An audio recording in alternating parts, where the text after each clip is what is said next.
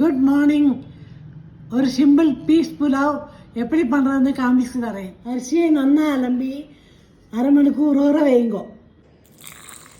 ஒரு குக்கரில் நெய், பிரிஞ்சி இலை, பட்டை, ஏலக்காய், லவங்கம், ஜீரம், சீந்திர பச்சை மிளகாய், மெலிசாக நறுக்கின வெங்காயத்தை போட்டு வதக்கிங்கோ.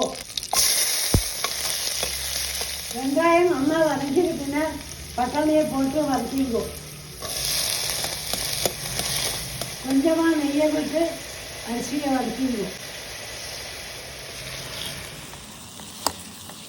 ஒரு 2 நிமிஷம் வதக்கிட்டுனா முங்குற மாதிரி தண்ணி, உப்பு போட்டு ஒரு விசிலுக்கு ப்ரெஷர் குக்கு பண்ணுங்கோ.